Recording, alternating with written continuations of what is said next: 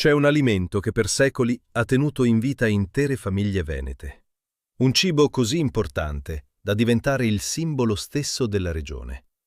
La polenta.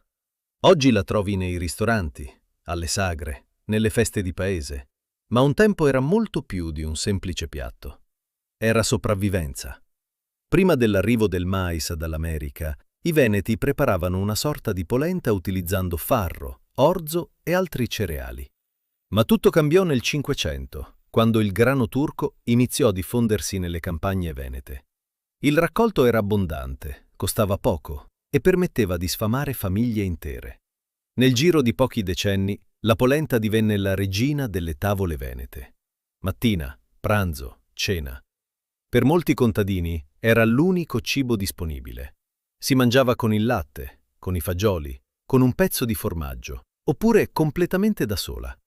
Ed è proprio qui che nasce il lato più oscuro della storia, perché migliaia di persone finirono per nutrirsi quasi esclusivamente di polenta.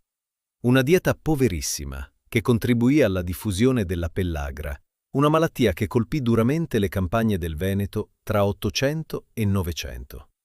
Eppure la polenta non era il problema. Era la povertà, era la fame, era la mancanza di qualsiasi alternativa. Oggi la polenta è diventata un simbolo della cucina veneta. La trovi accanto al baccalà alla vicentina, alle seppie in nero, alla selvaggina. Ma dietro ogni fetta di polenta c'è una storia che pochi ricordano. La storia di un popolo che, grazie a quel semplice impasto giallo fumante, è riuscito a sopravvivere.